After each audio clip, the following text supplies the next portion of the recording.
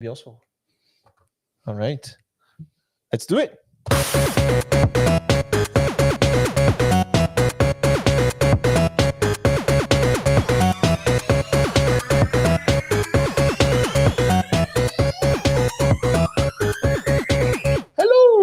Hello, and welcome to Datatopics Unplugged, your casual corner of the web where we discuss what's new in data every week, from Xcode to UV. Wow, anything goes.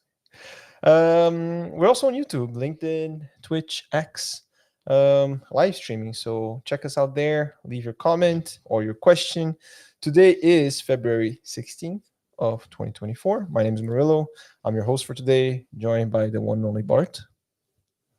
Hey, Bart. Hi. Okay. Hello. And we have two really cool guests today. We have Vitala. Hello. And Lukas. Hey, guys. So Vitala is one of the tech leads of the AI business unit here at DataRoots. But I'll give the floor to Vitala to introduce yourself. Yeah, thanks a lot, Murillo. Thanks for having us today. My name is Vitala. I'm a machine learning engineer, and I'm also one of the tech leads of the AI unit here at Datatopics.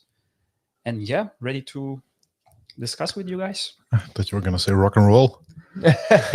Well, yeah. Also, could have been a better line, but... Are you a rock and roll guy? I am a lot. Like a lot, really? Yeah, all the 70 rock, all this kind of bands. What's your favorite band? Of all time. Yeah, of all time. Hard to say. Okay. Maybe who's Led in Zeppelin? Your... Okay. Oh, Led Zeppelin. Yeah. I love them. All right, and then we also have Lukas. Lukas is a machine learning engineer, software, Python guru here at DataRoots. But yeah, I'll give you the floor to introduce yourself as well. Yeah, Murillo put it well. Yeah, it's nothing to add. That's me. Yeah, yes. I'm a pretty recent joiner at DataRoots. Actually, it's been 5 months, I think. Yeah, but yeah. Python engineer, software engineer, ML engineer. Yeah, I tried a bunch of stuff. And is wearing very nice socks. Yeah. That's true. With socks with red beads on them. Right? Yes, they are a gift from our Ukrainian friends. Oh, nice. Yeah, that's why the beats. So. You're gonna show it to gonna pop it on the screen. Is it visible though? Yeah, there we go. Yeah, they are really cool. There we go. Nice. Yeah. Today I'm losing the socks. Yeah, but I always lose the socks battle. Actually, I recently got nicer socks, like more colorful and whatnot. But yeah, it's not a very, I don't know. I have usually this actually is a sports socks, and I use the long sock on purpose because I know Bart shamed me last time for wearing short socks. But that's how we go in Brazil. Why, Bart? I don't think we should go in depth on the socks topic today. All right, what should we go in depth? What happened? What's new? A lot happened this week. Yeah, a lot, crazy a lot. Bart also told me in private that he knows the news of next week. Sometimes, but this week he knew. This week I do. This week he knew.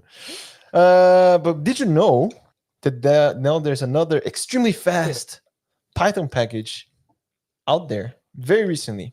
Did you know that? Not at all. No. As fast as the speed of light, maybe? Like UV light? No, okay. That was a try. I tried. But what is this package? It's called the UV. It was released how long ago, Lukas? 20 hours ago. 20 hours ago. Super recent, yeah. Yeah, if you want to put it there on the screen, Bart. This yes. Maybe I can actually do it, huh? You can. Should I do it? No, he did it. So it's called UV. It's extremely fast. That means that immediately you should think Rust, right? Because it is the case. Surprise. Wow. Yeah. But that's a surprise. What is it about, Lukas? Yeah, it's I don't know. It's such a buzz right now. It's hard to see what it is about. It's about a lot of things, but really, from what I saw in the tweet and what the author says on their website, the Astral, it's just a fast pip install. Is it? I think it's like pip tools, right, or pip compile or something? Yeah, if you I have this one here. So this is the actual Git repo. Yes. They don't have a documentation there. Still to the Astral. It's designed as drop-in replacement for pip and pip compile. Voila. Yeah, So what is pip compile? pip compile is it's more not high-techy, but it's like lower. It's more transparent, let's say, than Rust and Poetry and PDM. Pip compile, and basically has another strategy for requirements and pinning requirements and whatnot, right? So actually, pip tools equal pip compile plus pip sync. Yeah. The idea is that the workflow would be that you have a requirements.in and you have requirements.txt. The requirements.txt acts as your log file, and the requirements.in acts as your dependencies, right? So it's You're discussing pip compile now, not UV, yes, right? pip compile, but Yes, UV is a replacement of that. Okay. So it's not. I think I read on another article that it's not. And it's faster than pip or pip compile. That is the main premise. Yeah. So Yes. pip sync, 4.63 seconds on this benchmark. PDM 1.9. Poetry 1 second. Okay. UV 0.06. And where does the name come from? Good question. Indeed. Yes. I think we were speculating a bit, Yeah, right? yeah. But maybe because it's astral and you have ultraviolet, so it's super fast. Maybe I don't know. Astro is the company behind it. Astral, yeah. Organization Astral.sh. But I was thinking when I was showing the benchmark, Oh, I can put it there. Mhm. maybe they ran the benchmark and they went like, oof, that's fast. Oof, like oof, not oof. Yeah, it can be Right? a better explanation. Also, the F is close to the V. Maybe they wanted to type that, and they was like, oof. And then like, oh yeah, that's That very makes nice. sense. But like it's a faster alternative to pip compile. Yes. Is it a better one as well, or is it just faster? Because this seems like a bit pedantic. Like I'm gonna install in Poetry, it's like 1 second, and now it's like 0 seconds. It's Yeah, like but I would, How often do you but I would Yeah. argue, install thousands of packages at the same time? but I would argue it's the same thing for Rough originally, right? People are like, oh, this is a very fast Python linter. Mhm. That was the tagline, and even for me, I didn't use Rough for a long time because I was like, yeah, but it's not like I was running out of time because I was linting so much and I didn't have time to develop, So I think it's kind of among the same lines, in my opinion. Like maybe there is more to it. Like maybe once you do it, you're gonna be so much in love that you don't want to go back. For me, the thing that sells me on Rough is not the speed, actually, which is what they advertise. Is more because it's a one-stop shop for everything. Yeah. Maybe this could be the selling point of UV, right? You have one shop for all the tooling you need to deploy, develop, deploy If you open up the Twitter Python thread, package. So this can be the real added value rather than blazing fast. Maybe. it's a good hypothesis. But I think if you open up the Twitter thread, I'm not sure if you can. Can I see That- this? I think one of the premises the author tries to develop is that it's like cargo for Python, and that's like the stepping stone into cargo for Python. And that's the Yeah. author's idea. Yeah, but I also feel like that's also a big there's also Rye, right? Another Yeah. Oh yeah. that's also Rust or cargo inspired. Oh. At least that's what it was said before. Let's see, hassle free. So I think it's not it's not a new idea. I think this one is really kind of saying this is an alternative to pip compile, pip tools, which kind of falls in line with the previous one, right? Like Rough, which is like saying it's not I don't know if I'm being too blunt here, but it's not like I have a great idea, let's do this. It's like I'm going to take an idea that already exists and I'm just going to rewrite it in Rust to make it super fast. Which also, I know there, Vitali, you shared a video before from Anthony, what's his last name? Sottile. Sottile. It sounds really Italian. Yeah, when you say it too, it's like... in Italian, it means thin, like sottile. Actually, it's a word in It's Italian. a word, yeah. It's like a word. subtle. Okay. Yeah. Ah. And indeed, I think there is a sort of trend, right? A lot of open source software has been released in the past 10 years, for example, written in Python. And now we have a new kid, Rust, and a lot of companies or even individuals are taking an open source package, an open source tool, and they are rewriting it in Rust, which is okay, right? Because then you have a new tool, you have better performances, and you release it for, let's say, the open source community. But what if you build a commercial company around this? Is it stealing or not? Yeah, I think I don't think I would say it's stealing, but I think the argument that the guy also puts that the company is not giving back to the projects that set their standards, and he's also one of the maintainers. And I think he's one of the big guys behind Flake8, huh? Yeah, Flake8, exactly. Yeah. And then he was say, I think his struggle. I mean, he's upset about it, but he's not bashing Rough either. He also says that Rough is a very incredible piece of software and everything. But his struggle is that he doesn't feel motivated to contribute to the space anymore because there are people that are making a lot of money. There's no financial retribution going back to the original people, and I still think we need people that want to keep investing in this. Right, Python is a dynamic thing. There'll be no standards. There'll be new things that need to be developed. But if everyone's going to be like, well, I'm not going to do this because if I do this, someone else is going to just take what I did and re-implement it in Rust and make a lot of money. Is it good or is it bad, right? Really hard to say, indeed. Because at first I was like, he's right. Let's see how this situation is evolving. But also having a big company behind the project and make it available to a lot of people, make it stable so that people can use it, adopt it, is positive for the whole industry and the open source movement as well. For example, I was thinking to, let's say, the GNU Linux project, right? And it was fully open source, but at first it was not so easy to manage, to install, to distribute. Then companies like Ubuntu created a nice OS around this, collecting all the pieces of software together in order to make a distribution. And it got adopted by a lot of people. So it created a sort of awareness about open source, about all these kinds of distributions. And Ubuntu itself is also using the same technology for commercial reasons. And as a user, I'm happy about that because they can continue to support the product. Yeah, I can get qualitative software, and I can still use it for free, which is always positive. So, Yes. right? What do you think about? I think it's the reality in any case, right? I think we can debate whether it should or shouldn't be like this, but it is the way things are today, right? Like if you're doing something open source, you are kind of saying if someone takes this and makes a commercial thing and they can pull it off, it's not like legal. It's like something that it's in the cards, right? Indeed, I think, you can have the same idea, but you can implement it better. That makes a big difference, which is maybe what happened with Rough, right? Maybe what happened with UV as well.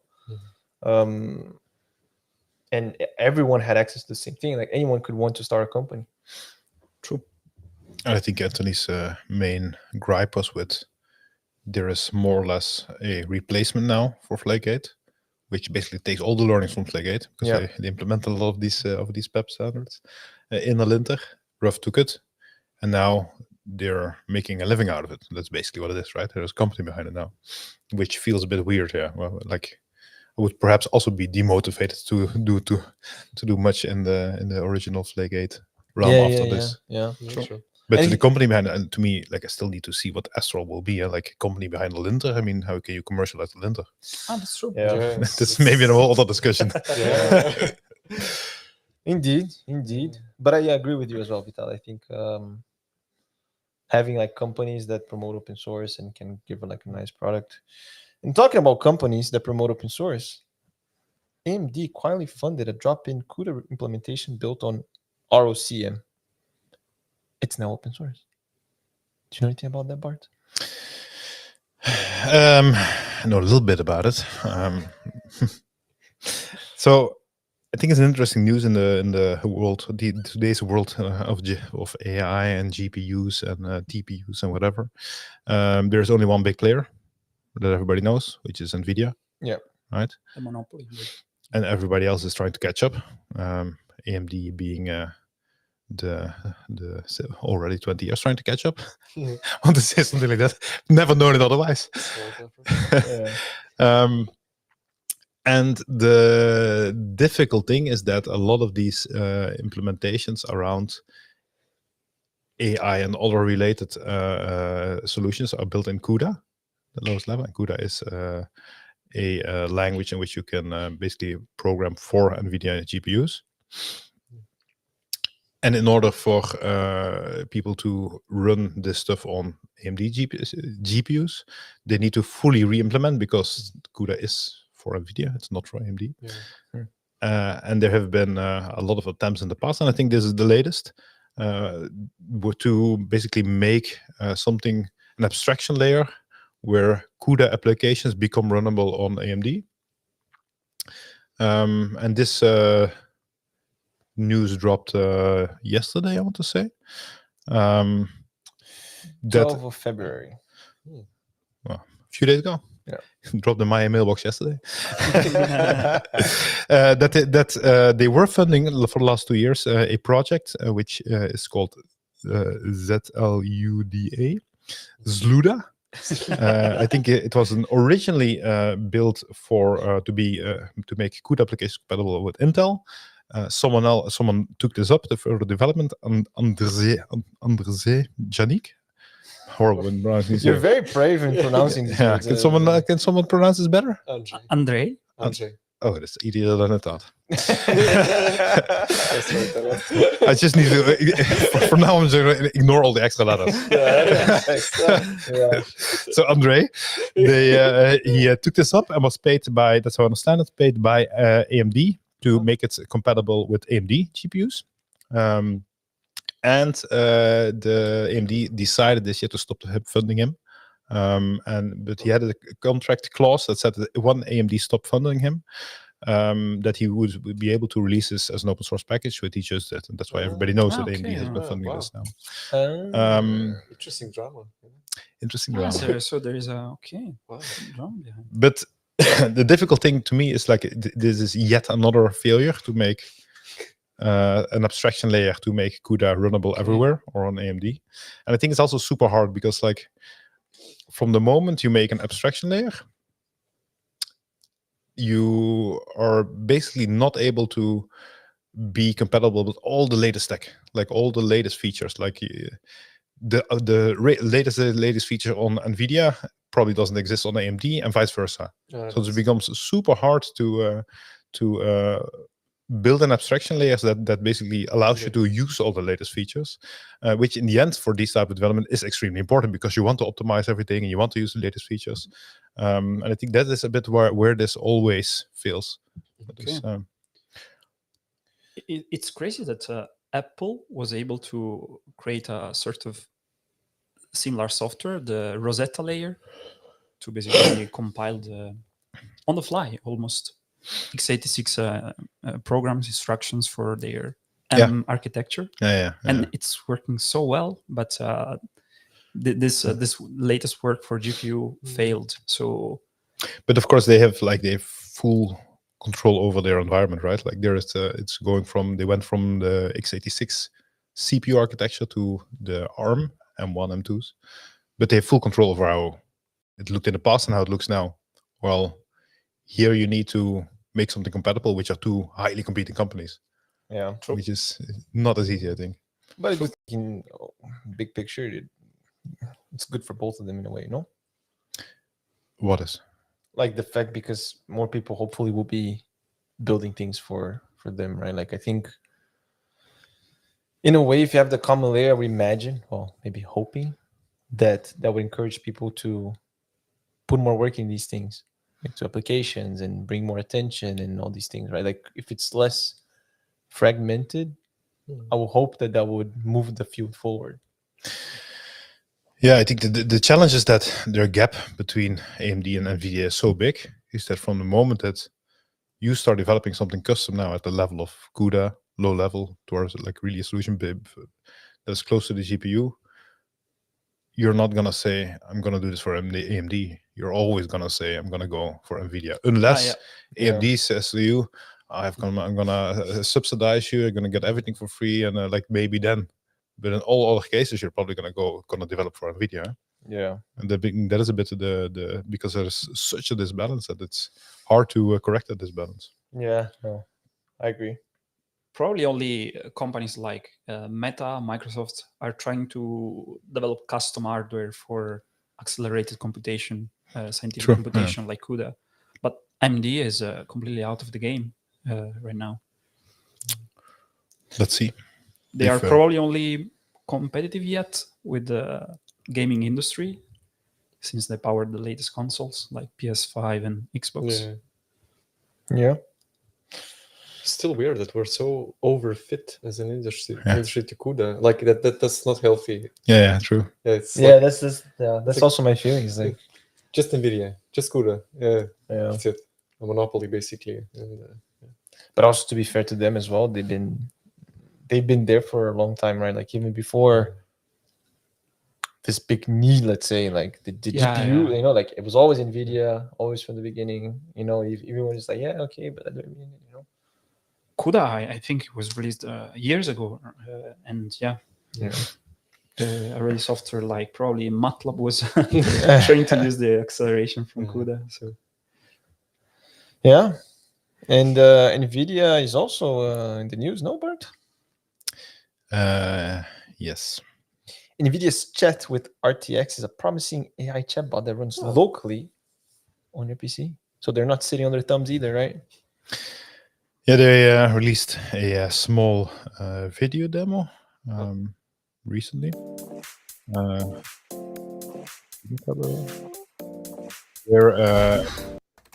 Their chat with RTX, and it's basically a local LLM. So they have created an application that allows you to speak to a local LLM, and that is also more or less, I assume, optimized tool for the hardware. And it gives you, when you look at the demo, very short demo, very much of a ChatGPT kind of vibes. And I think why they put it on there, like you hear today, a lot of companies like Dell, like Microsoft, that are talking about your connection to an AI computer. So it's very vague. But I do think like this natural language chatting with your computer, with your documents, with your appointments, whatever, will become a big part of the workflow. And I think with the work that companies like NVIDIA are doing here to also make that practical from a hardware point of view. yeah, that's Maybe interesting. just to be more concrete for my head, what is an AI computer? Is just like stuff that you. Well, that is the big question I have as well, of course. Okay. But there are a lot of companies today that are making statements that are releasing AI computers, where everybody still needs to see what it actually is. But I think what we will see is that you have a combination of both hardware, which is already there to some extent, and software that makes basically the LLMs much more exposed towards your day-to-day workflow. Yeah. Okay. Versus having to check out to ChatGPT that does not have access to your local files, that does not have access to anything. Yeah, I think it's not a computer, but we had the Rabbit R1. Yeah, that is similar promise for mobile devices, right? It's a natural language mobile device kind of thing. Yeah, I also think that would be interesting for like to see in a couple of years like how the kids are using it, I guess, because I feel like there are some concepts. You sound so old though. Yeah, because actually, so I was listening to, I think it was a podcast or an interview or something, and they were saying that the concept of file system is something that for us is a given, but their kids, they were like, oh, why do you need file system? You just go on the app and you look for your files, you know? So it's like you don't have. Do you still know where the save button comes from? Come on, I know. Have you ever used it? I think so. Oh wow. Yeah. You think so? That's a bit weird. I mean, I used it like there were games. There was a game that I know for sure. My brother played it more, but I think it was called Sokoban or something. At least that's how we say it in Brazil. Yeah. But it was like in a floppy disk, and you had to like move boxes around and stuff like that. And was it the small floppy disk or the big? Probably the small. Probably the small. I don't know, but it looked like the save icon, you know. So I think that's a small one. Yeah, that's a small one. Okay. But I think it was called Sokoba. Yeah. You know? I remember it from the AI benchmarks or something. The Sokoban. It's this typical puzzle thing Yeah, that they try to solve with reinforcement learning. I think Okay. I do remember it for sure. Yeah. Or these path planning algorithms, because you see those boxes. This one, yeah. Yeah. So I had to basically put it there, but it didn't look like it looked. The UI was worse than that. It was just like an X. It was just literally just a cross. There was not a person. Yeah. But yeah, that's the one. That's the one. Sokoba. Yeah. But I'm curious, right? Like, because I think maybe a lot of things that we think is very intuitive today, once you have this AI computer, right? We're gonna be like, oh yeah, but what is the save? It's like, yeah, don't worry about it. You know, like it's there. You just ask it. We'll give it to you. So curious to see what's gonna happen. And also, I saw from the article as well, like at least on the demo, they actually selected between Mistral or something. Yeah, indeed, yeah. So you're still running those models. It's just in your And it's still visible to the end user today, but probably not in the future. yeah. But then, like, are they like? I guess they're using the small version of those models, and maybe they're what are they doing? There's some magic there, I guess. And probably fine-tuned to the, well, maybe not today, but in the future, fine-tuned to the tasks that you would do locally with these things. Yeah. Does that mean that we're gonna have a Windows comeback? I see we all have Macs here as well. Because that's the NVIDIA stuff. Is also Well, maybe Apple is also working on this. Maybe it is, Bart. I see what you did there. Nice. Apple is working on something, right? What is Apple working on? Apple is reportedly working on updates to Spotlight and Xcode. I think, Bart, you know more about it, don't you? Well, maybe explain to people what Spotlight and Xcode is. So Spotlight, actually, I would show this. This is not really Spotlight. This is Raycast. That's why it's a bad example. But Spotlight is basically if you hit Command space, you have the search On an Apple. on an Apple. Yes, you have the search that you can find your files or you can find programs or something. This is not Spotlight. This is actually Raycast, which is a replacement of that. Much better. I'm a fan. I like Raycast better, but Spotlight is the one that comes installed with your Mac, right? And Xcode is basically the Apple's development SDK, right? Yes. So if you want to build applications for iOS, I think they have it. No. And why I put this on is that Murilo was the other day complaining about Spotlight and that he, instead of Spotlight, uses, what is it called? Raycast? Raycast. Raycast. I was complaining. That's a bit of a Which is like a bit of a smarter alternative to Spotlight, right? It's maybe a good way to do it has. I mean, but it's not just AI stuff. Okay. It has like Oh. other capabilities. There are other Okay. things you can do with it, right? And I think Apple heard this and then the following day published this. Because they were disappointed with Murilo, right? Yeah. Yeah. Marilla doesn't like Spotlight anymore. We need to do something. Yeah, exactly. Yeah. And then this came out. And it basically says that Apple is working on bringing LLM type-ish features to Spotlight and Xcode. And to Spotlight, I can imagine what it would be, like that searches your files with more intelligence, that you can in natural language say, I want to plan something in my calendar, these type of things, I want to send an email. Not sure how it will look like for Xcode, for example, but more harder time imagining what it means. Yeah, but I think here development of AI-powered code completion tool that's similar to Microsoft's GitHub. Copilot. So I guess it's like Really code completion. Then. Yeah, communication, yeah. indeed. yeah. But then I'm wondering, like, they were the first releasing a sort of assistant like Siri, right? Yeah. Then it basically died. I still use it. Siri still exists, but it gets worse every month. yeah, it's like, I don't know if anybody's using it anymore. I do from the car. Apple Car Yeah, okay. CarPlay it's called, right? Yeah. CarPlay. Yeah.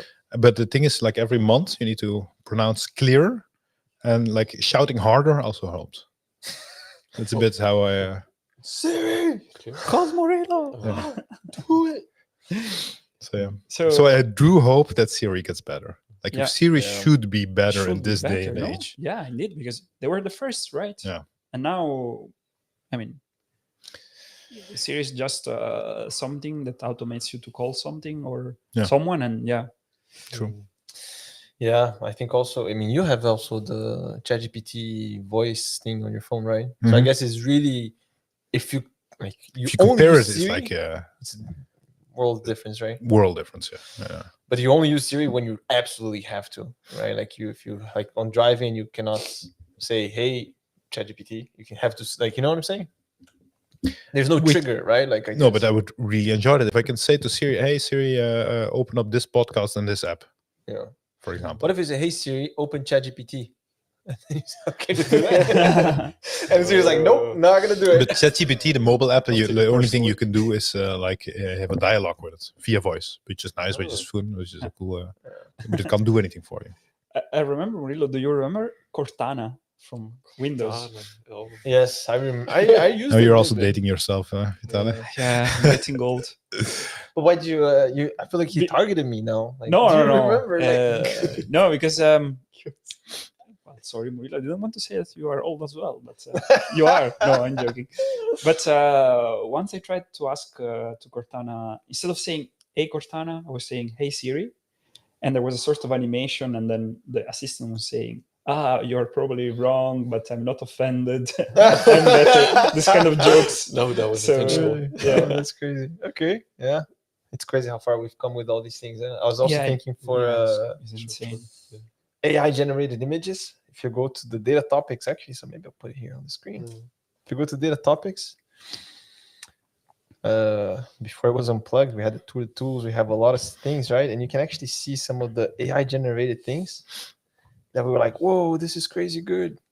Yeah, and then now these days you're like, what? And you really need to squint to see what it was. It was like a year ago. That's not so Yeah, far exactly. along in Yeah. the past, right? Exactly. Like this is from July. Leave and Panda you the see- friends. Show that one. Jesus. What? click on it. That's That was state of the art, huh? We were like, whoa, Whoa. like, wow, this is cool. He knows what a panda And like, is. you really need to squint. Like, hey, okay, yeah, it's Panda. Yeah.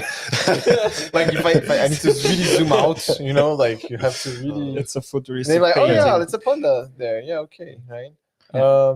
Yeah, but it's crazy how far we've gone, right? And I'm also saying this because recently we have the Sora, so OpenAI.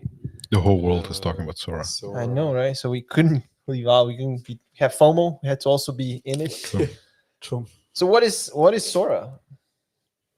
Anyone? I don't know. Sora is everything. So it's also from OpenAI, Yeah. right? Is creating video from text, Yes. and the reason why it's making so much noise. So it's not even images; it's video. It's video. it's Yeah, like it's right? insane. So just a piece of text is actually realistic, right? So super realistic. yeah, I think if you're creating images, sometimes you have the more how do you say, like icons or more like not realistic. They're different styles, but Sora seems to be extremely good for very realistic things. Mhm. So if you're on the live stream, we can show some of the things here, like a prompt. A stylish woman walks down Tokyo street filled with warmth, blah, blah, blah, blah. And you see here, and it really looks It's crazy. really, really, really good. It looks really good, but a very limited prompt. That's what I noticed. Like, it's a very limited prompt, and like it also, if you see all the other things that are moving around the woman that is walking down the street, Yeah. like it has some understanding of how things should Yeah. function in the world, which is crazy for me to think about. Yeah.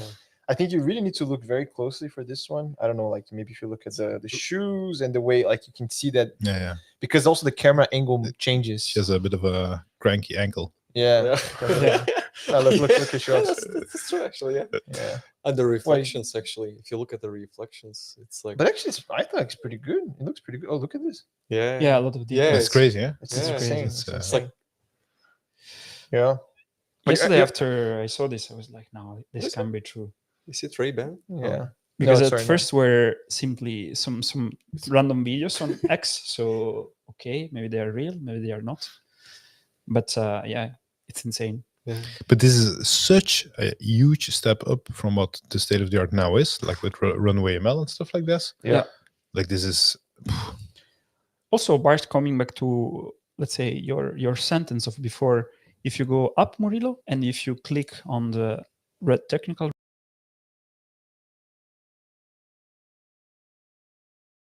rules as word simulators, so they are actually able to simulate the physics and sorry, and how different objects are interacting in the scene, and this insane. It's like a it's game pretty engine. crazy. Yeah, but indeed, but I think I thought about it as well. There's some like this one, the women in Tokyo. Once she gets closer, I feel like it reminds me a bit more of a video game like thing. But it's like very, very, very realistic. Like when you see some other ones like prompt historical footage of California during the gold rush. That's it. And you see like so much stuff, so much detail, everything going there. And a lot of them you really need to to know that this is not true. You really need to look for stuff there, right? But even like things, for example, on the first part, the second example is like giant woolly mammoth approaching. So it's like snow when you see the smoke coming up, and smoking is not something easy to like the physics of it, you know, how fluid dynamics and all these things, right? But and where does the smoke come from? I think Is it in the prompt? let's see. Several giant woolly approach to the window. The one woolly covered in trees. Dramatic snow capped mountains distance. Not really. The video with the car. So it's like mammoths walking towards us, ice cold, and they let out a huge fart. Yeah. Sure. I had a different interpretation, but yeah. Okay. But for example, Murillo, I don't know. I just sent you a link about Lumiere. I don't know if I pronounce it correctly. The model from Google, which should be a competitor, that got released a few days ago, actually, a few weeks ago. And already back by then, like the samples were quite good, but now we are totally another level with Sora. Yeah, so these are the videos that they created, right? Like so you see some things here, but like you see, it's not as fluid. It's not like we used to think this was impressive. Yeah, but that's the thing. We're getting very like back in the day. Yeah, really, like two weeks back ago. Like this is so January 2021. Yeah. You know, it's like it's evolving so fast. Yeah, it's pretty crazy. It's pretty impressive. And there are also some funny ones on the Sora. But what I find amazing is that OpenAI keeps outbeating the market. How is it possible?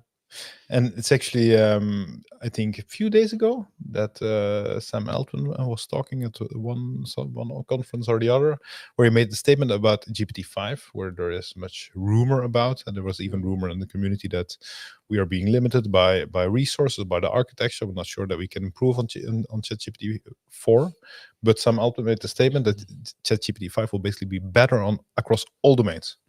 All the benchmarks. On everything. But like all domains, like video, like can you do video? Actually? Well, no. Everything that ChatGPT-4 does, ChatGPT-5 will do better. That's basically more or less a statement that he made. Yes, here it is. ChatGPT-5 is better than everything across the board, says OpenAI CEO Sam Altman, which is a bold statement, but honestly, like you said, it can be like you can't question them really, right? It's like.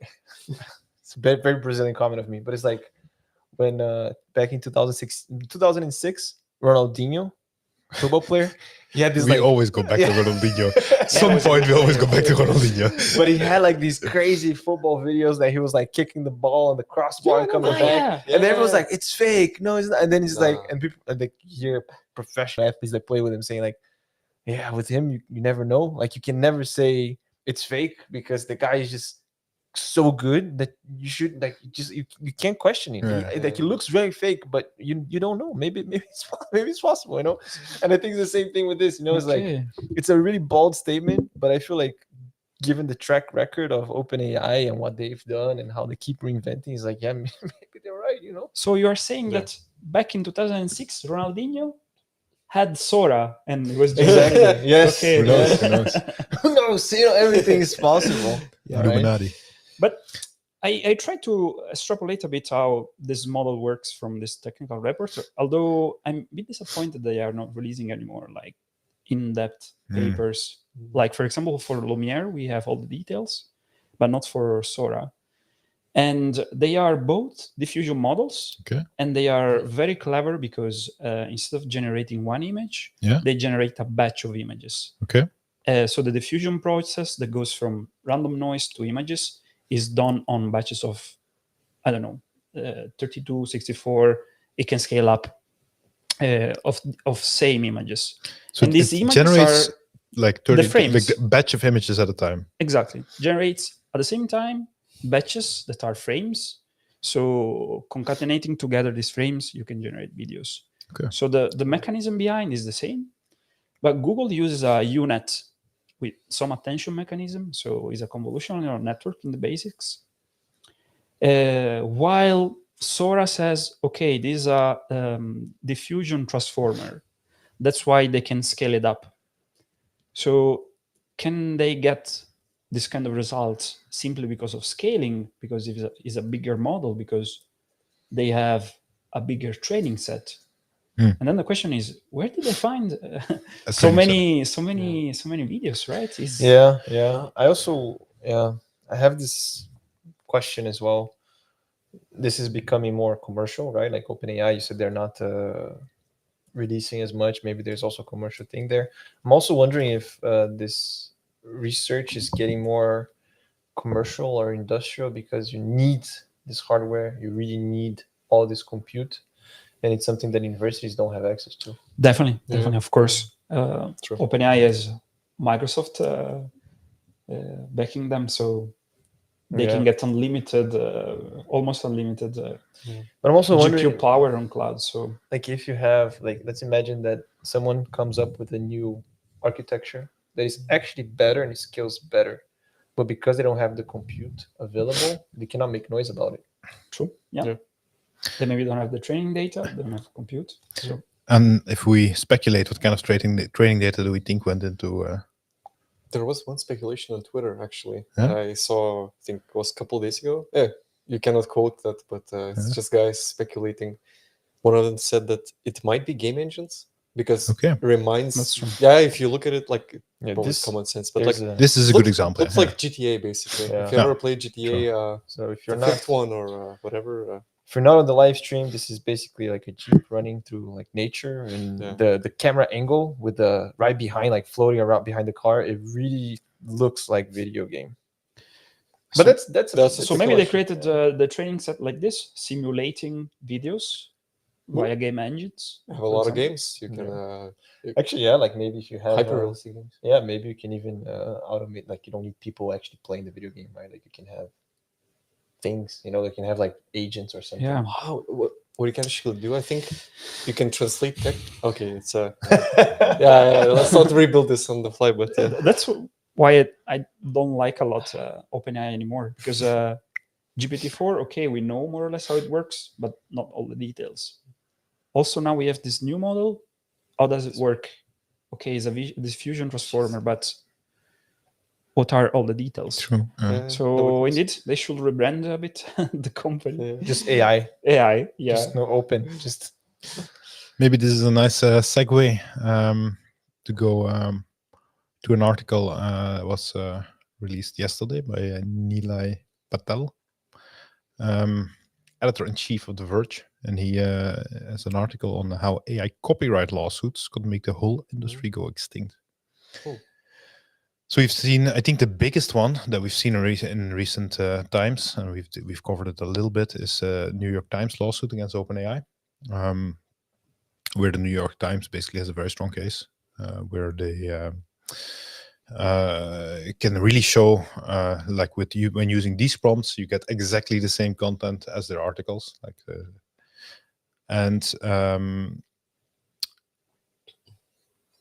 what the article states more or less is that we in the community, or from the major companies like OpenAI, everybody seems to be a bit more or less at ease, like the storm will pass, and that from the more legal point of view, that everybody thinks like this could be huge, this could be and what they call it an extinction level event for these type of companies, because when we and I think for a lot of these things we're talking about US law, what all these companies are basically saying is that, so there is a copyright law, but there is basically, for the copyright law, you have like a bit of an escape hatch where you can say there is a fair use. I can use this on a fair use terminology, and then I can ignore the copyright law. And this is, for example, that you can use articles in a classroom. So these type of things are fair use. Like a mashup on YouTube. This is fair use. You don't use a full thing, but you use bits and pieces to create something new. And fair use basically hinges on 4 pillars. Maybe. So it's purpose and character of the use, the nature of the copyrighted work, the amount and substantiality of the portion used, and the effect of the use on the potential market. And they're argumenting that for all of these 4 things, it is very easy to make strong arguments that this is not fair use. Okay. Yeah. And that everybody is becoming a bit anxious, like what will this mean for the market? True. And but also the other way around, like if New York Times will see this through, goes through court, goes to the highest level, doesn't take, because what can also happen is that there's settlement, right? OpenAI says, here is this amount of money, don't bother us. Yeah. But I think we are at a stage that companies like the New York Times and others are saying, like, this is so big, like this does something to our viability to live longer, which might make them go all the way to court. But there is also, like, it's very hard to predict what it would do, because we could see that there are different rulings coming out that affect copyright law as it is known today. And that might have a lot of unintended consequences as well for artists, for creatives. And so it's very risky also from that point of view for New York Times to push it all the way through. Like bite the bullet, right? And what's going to happen is... Yeah, like no one really knows that. But something needs them, because like at the same time, for a lot of these companies, and I think New York Times is a good example, like this changes everything for who they was, and like leave it in the middle if it's good or bad. But like this is like a major event for these type of companies. Yeah, I don't know. What do you have? Does anyone here have any hopes or predictions on? Hard to say. But maybe to make the parallel that we made with the video of Anthony, like Ruff just builds on something that already exists and then benefits from it. I think you can make the parallel here that OpenAI builds on something that exists and then just profits off of that. I think I don't think anyone is against what is happening in OpenAI, but what I hope will in some way or another take shape is that artists that create works that are being used by companies like OpenAI, that they also benefit from it. Yeah, true. That is the hope I have for the future. And this is artists, but also journalists and also authors. I like your positive view on things, because, for example, I don't know, when ChatGPT got released in general, after a couple of hours, I was like scared, because all the content I was seeing online, I was like, okay, is this real or is this ChatGPT generated? Like extension. And at the time was text, okay.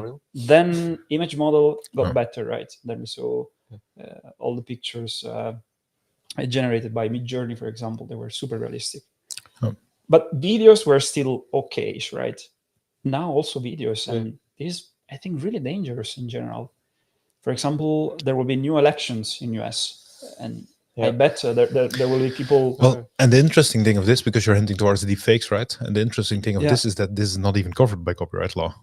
Like deep fakes are not prohibited by copyright law at all. Like this is like, you need to say like this is defamation of you as a person, but like there is no clear law that says that you're not allowed to do this. That's even way harder. Way harder. And I think now in US, some things are changing thanks to Taylor Swift. I don't know if you... No. Murillo. Everything changed because of Taylor Swift. Because I think there was a period where there were a lot of deep fakes appearing online. Didn't notice. Yeah, and she's appealing, let's say, in order for regulators to change something. I'm trying to find it here. Yeah, maybe don't Google this, Phil. Are you honest that you don't know what this is about? I mean, I can have a guess, right? That's why I'm not Googling on the tab that's being shared. No, but there were basically a lot of deep fake nudes of Taylor Swift, which triggered a lot of discussion. Yeah, and which made it very visible, like what are the negative side effects of these technologies to the public at large. Yeah, but I also think is like we talked like in the elections, for example, right?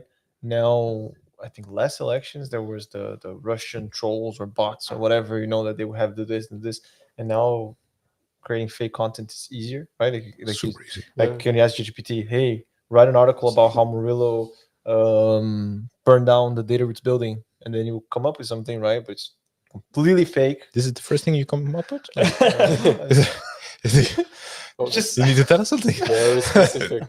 don't come here on Monday. But there's also the interactive thing now, right? Like you can very easily create a bot that if you send a message to the person that doesn't exist, that you will reply. Yeah. Right.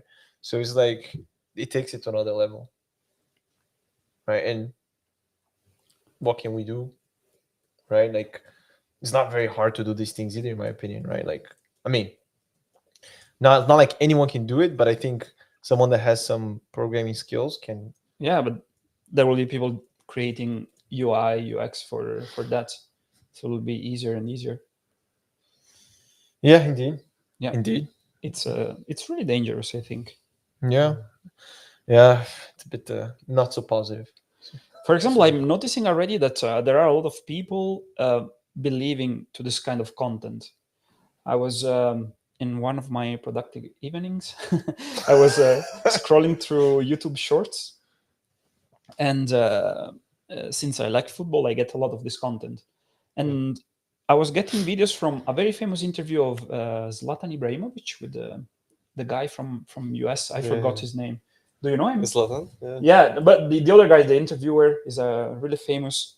And there were some pieces of the real interview, and some pieces were generated via deepfakes and voice cloning. Bullshit. And for example, he was saying, "Oh no, Messi is trash, right? I'm the best." This kind of things, and people were like, "Oh, Zlatan is able to say something like this," and so it's really innocent, right? It doesn't. But I'm hurt also probably people. But what if instead of Zlatan is someone else, right? But A politician or. But sometimes these videos or the shorts on YouTube, sometimes I see it because somehow some things get recommended to me, and I'm like, this is clearly staged. Like maybe it's not a deep fake, right? But like, I don't know. Sometimes I get a video like, oh, this teacher was getting this and this and this, and now they're trying to show how ChatGPT can program the UI for them, and then it's clearly like a student that just used the classroom. They just go in there and go into ChatGPT, and then it's like they act a bit like the teacher gets mad at the student goes and show, and then this and this, and it's like for me, it's clearly staged. Yeah, it's clearly staged, right? But then sometimes I'm like, it's impossible that no one noticed this, right? But then I see this, and then it's always comments like, "Oh yeah, the people are not ready for the future." Oh yeah, this. I was like, man, this is clearly staged. Yeah. So I'm also wondering, like, what are the people, like, it's also biased, right? Like the people that do leave comments, who knows as well if these people are real as well or not, right? Like you can also. But do you even like how much of a problem is the fake content actually? Yeah, like what you see today a lot is like people shout something, those people have a following, and the whole following believes it. Yeah, indeed. Right? Like indeed. it's like it's not just the content, the fake content that is a problem. Huh? Yeah. I think it maybe accelerates that problem, but in a way, I think we need to kind of be re-educated to this reality that like you have to be more skeptical, right? I think maybe years ago, if you saw something on the news, if you saw something like even in terms of what information is available, right? Like I said, like my dad, when he was writing his thesis, whatever, he was in university, he wanted to know something, he needed to go to the library and get the book, right? And it's like books have editors, they're not going to just put whatever there. So there's already a lot of layers of kind of saying, okay, this is probably trustworthy information. And now it's a whole different dimension of that. Now you Google what is the shape of the Earth, and then you get like 5 different answers on Twitter. But I think one the thing is like flat, most people are not gonna Google. They're gonna Google like proof that the Earth is X, and they're gonna find it, and then people are like, oh, you see, it's here. You see, it's indeed also a generational problem, right? We saw it during the first wave of COVID, right? At first it was Pizzagate. Yeah, and that's before COVID. Was yeah, or during the first vaccination campaign. In Italy, like people were super skeptical. They were putting €2 coins here to prove that they were injecting something magnetic in your eye. Really? Yeah, a lot of people. I think this was just Italy. It can be, yeah. That's creative, actually. It can be. But people, I think, from 2-3 generations before us, they were born like during the TV era. They were believing to the TV news. So there were somehow, as you were saying, there were authors, there were people taking responsibility of saying the truth there. Now they see social network and maybe they relate with, for example, television or newspaper. The thing is the truth, while it's not for us maybe that we are born in the internet era, it's a bit easier to spot them. We're gonna have a better discriminatory model or something. I don't know, in our heads. Yeah. That's the idea. Yeah, it's like kind of also like what are the skills you need to have, right? And I think more and more the skill of critical thinking. Should you just take this as the truth, or should you apply some healthy skepticism? Should you like how do you navigate all these things? But also education, I would say, like. Yeah. I mean, I think it starts like I think I saw actually, but that was also in Italy that they were doing identifying deep fakes or fake news, actually not deep fakes, in schools, like for young children in Italy. Actually, there was like courses for this. Ah, okay. For fake news. Good job, Italy. I didn't know. That's just a hundred back. Yeah. But yeah, indeed. But these are the risks of innovation, right? So we cannot do anything about it. No. There's the whole story with the dynamite, right? Like the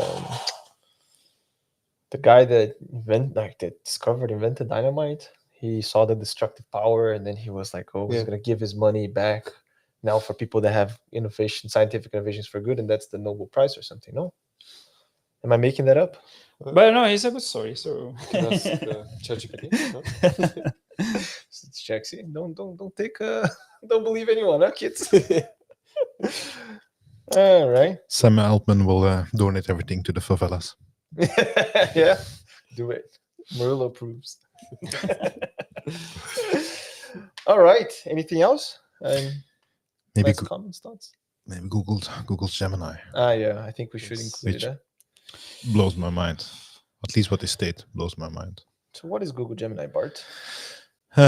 So it's about.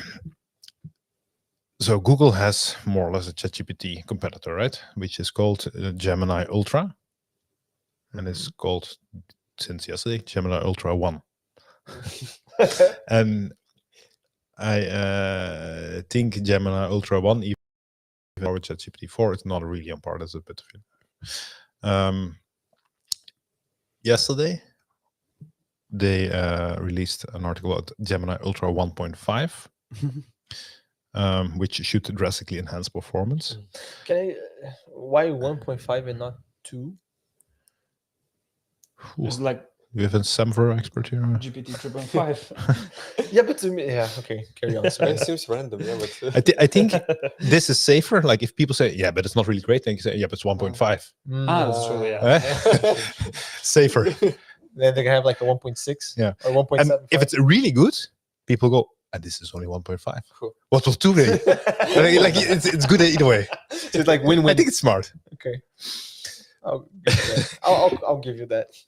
But what blows my mind is the context length. Is how much is it? where they say that there is a context length of up to 1 million tokens. And within a research setting, they used up to 10 million tokens. Jesus. But what they will release now is 1 million tokens, How is it possible? which is just crazy. How many papers is this? Like A4 papers with text? I can tell you, it is so, and it's multimodal. So they state in the announcement that this type of context length it can include 1 hour of video, 11 hours of audio, code bases with up to 30,000 lines of code, or 700,000 words. Whoa. 700. Wow. So it's like basically solves the problem of. And what that allows you, and that really blows my mind, is that it has, because it has this large context length, and because it apparently is also able to use this large context length, is that it has a huge amount of performance on in-context learning. So what they did, as an example, is that Just they... very quickly, what is in-context learning for the people that are not? In-context learning is that you add a lot of information to your original prompt, which your original prompt is limited by the context length, basically. So that's if you have a very large context length, your initial prompt can be very, very large. And in-context learning is that you give information to that prompt that you can use later on in subsequent prompts. So it's basically like zero-shot learning. Like you don't fine tune the model, you don't retrain the model, you add all that information in the context.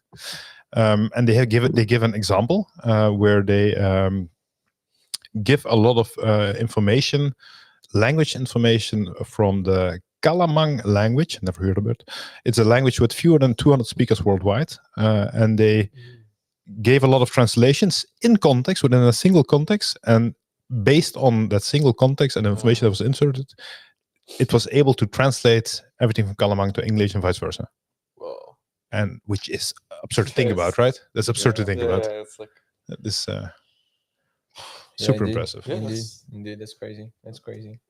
Because that's all. Do you think? Well, maybe question. Because if I remember well, I'm not an expert. Can't be that as well.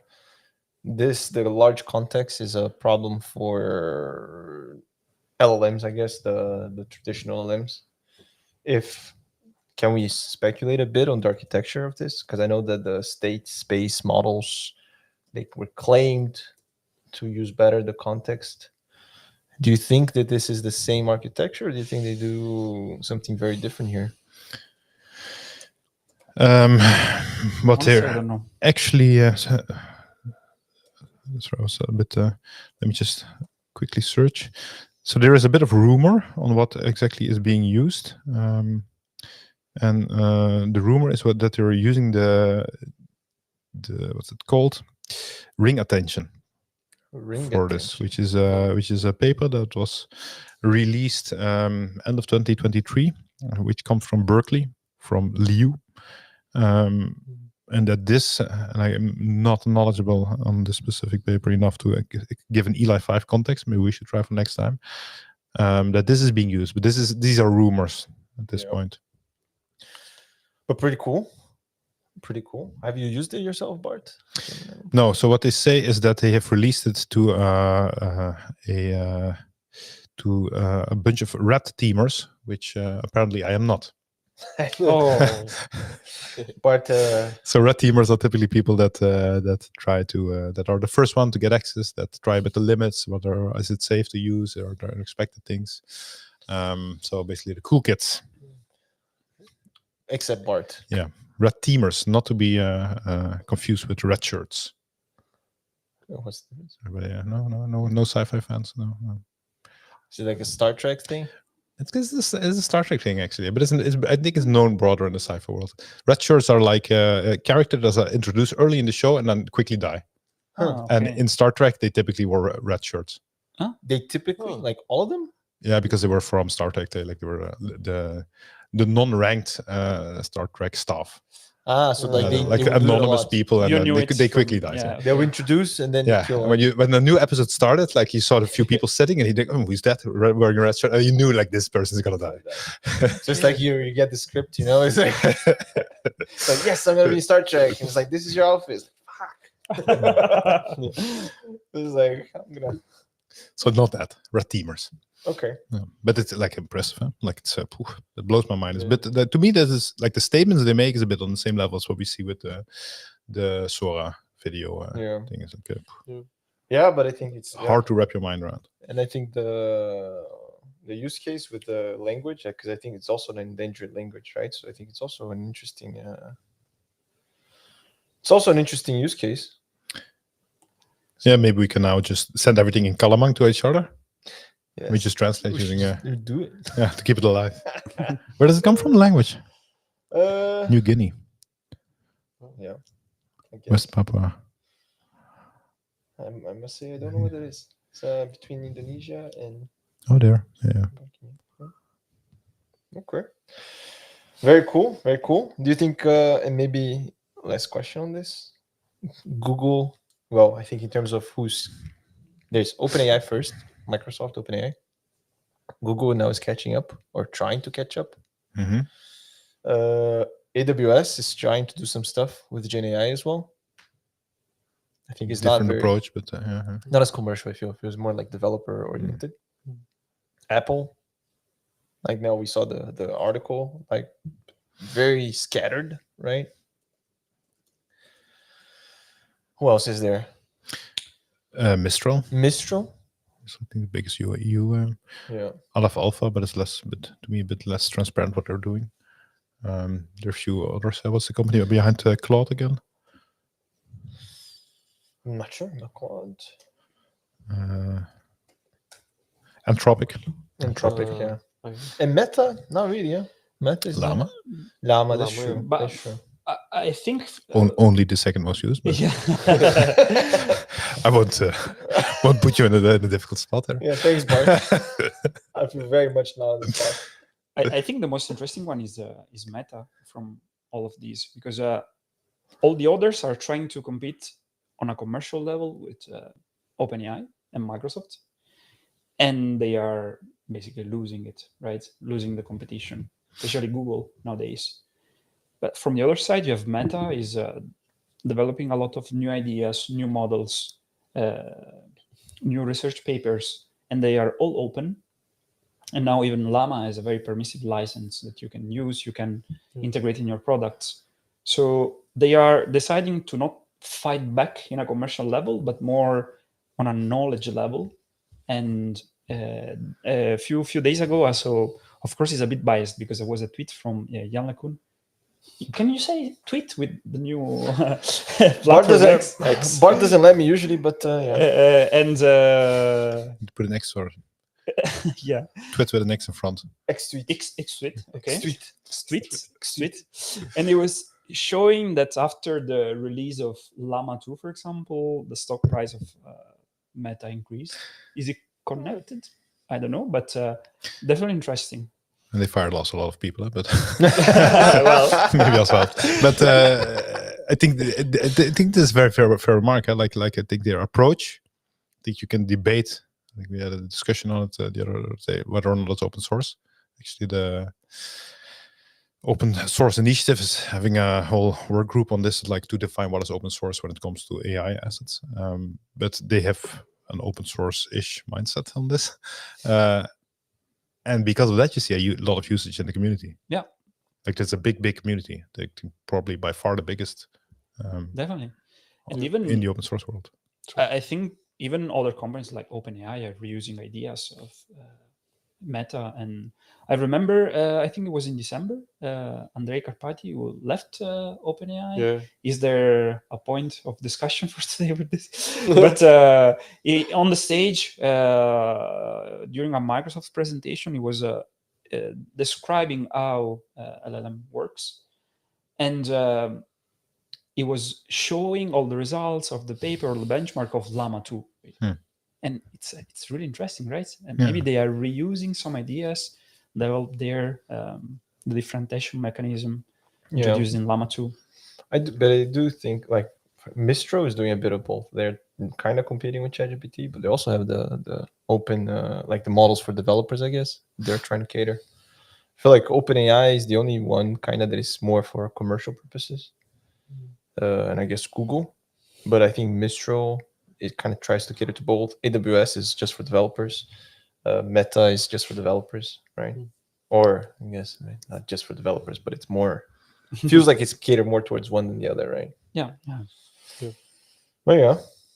Let's see what the future gives. And also there's Sora, there's Runway ML. Wonder if there's going to be more video stuff as well. Right? It's who knows next year? Who knows? Who knows? And what else is there? I think there's audio generation. Audio, yes, indeed. Right. Like I heard some stuff there last year, but nothing that really made a lot of fuzz. It's a bit behind, right? I think so. I think so. But yeah, to be seen.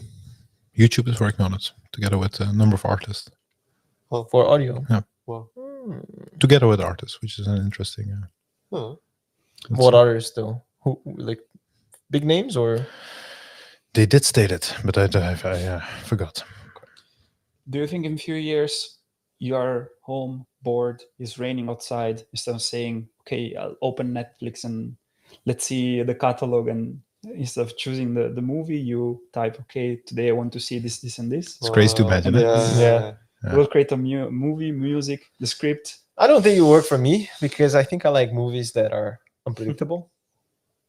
I mean, I guess I can say make something unpredictable, but then it's In the like, prompt. but then it's like if I say I want to watch a story about this, or maybe unless you say I'll start the story, I want to be surprised, finish it for me. That could be maybe an approach. Yeah, and the style of your favorite director. Yeah. What about What is your music? favorite movie? Oh, okay. I don't know if it's the favorite, but one movie that I like a lot is called Predestination. Yeah. How does it end? Everybody happy Mind ever blown. after? Not really. You have to watch it. I one time I tried to spoil the movie, but it's so complex. But that would be cool if you can say like I take a movie, let's say what does everyone know? The Notebook, like a super romantic movie. Everybody lives happily after. They just can say, generate me an alternative Where where everybody ends in tears, Yeah, like something like that. Like it's more or less the same, but like it has surprises. Yeah, there's okay. This is a bit. It's very much of a Please, side note. There's hold on. I'm gonna share this as well. but you can say something like, "Please fix the last season of Game of Thrones." And, Oh yeah, controversial. Huh? A reboot of Friends. Also, Yeah. also. Hold on. I'm gonna share my screen. I'm gonna share this. The future is bright. But actually, if you like reboot of Friends, but it makes me think about. So you have because you're saying audio is not really there. I think audio has been like, especially voice cloning of artists is extremely high level these days. Huh? Like you have songs of Tupac coming out where you don't, if you didn't listen to the lyrics that are about today, would like think this is actually Tupac, right? Yeah. Like this is really high level. Yeah, these days. there are some things. No, what I wanted to show is like you mentioned, if the movie is happy ending or not. There's a database. Does the dog die? Okay. So basically, like if you don't want to watch a movie because there's animal cruelty or anything, you can actually go there. Yeah. And without spoiling the movie, I guess, you can kind of see it. So it's like, so if you don't feel cheated, like you're going to watch a movie and then there's something that triggers you and you don't want to do it, and then you can go there and take a look. Yeah. So there's a lot of it's not just for dogs, but there's a lot of stuff there. Okay. So they can use this as training data. I guess. No, I think it's more like you're thinking of watching a movie. Does this happen? Or like, do people die? Do this? Is this a good happy ending, sad ending? You know. I do think the thought process of things like what Vitala here introduced is like, will you use Netflix differently? Like, can it generate? Like, it's a very interesting thing. Yeah. Or like you take an existing movie, and you just add something random. Like everybody's licking an ice cream all the time. Like you just like you add these type of details. That's super random. And also, this was not a topic, but I'll add it here as well. Actually, I'll share my screen. You mentioned the movie, and maybe this is not so far off, huh? Because this was also something from not that long ago. Yeah, true. This ASML harnessed AI to make its latest brand film. Yeah, ASML, for people that don't know, they are one of manufacturer behind the machines that make chips. And this is so they kind of show like a sneak peek of I think I did this. And it's fully AI generated. Oh. I mean, you probably wouldn't be fooled, right? Like when you look at the animations and you see the changing things, they're not trying to fool you that this is not AI generated. I think they were not part of the red team. No, I don't think so. I don't think so for Sora, right? But so you see, like, if you're what is this? It's like pre-Sora. But this is like literally like in a year we will have to squint our eyes to see what is happening here in a year. I know, but that's the thing, right? Is again, we're saying this now, it's impressive and this, but actually this was a bit before Sora, right? So now already putting we've this different standards now. Yeah, right? yeah, exactly. Old school, retro. Like, this is so yesterday. Yeah. You know, it's like, but it did, like the idea of making a movie from AI, maybe not that far from where we are. Huh? So maybe I guess Netflix needs to pick up the game. We have an idea to kill Netflix, basically. All right. Wow. Cool. I guess on that note, anything else? Anything else you'd like to share, mention, shout outs? Thanks for having us. Yeah, Thank you. Thanks for being here. Now I feel left out, and it's also a bit weird because I'm so good. You can do it. All right, y'all. Thanks everybody for listening. For listening, for joining. Oh, there's a chat. True that.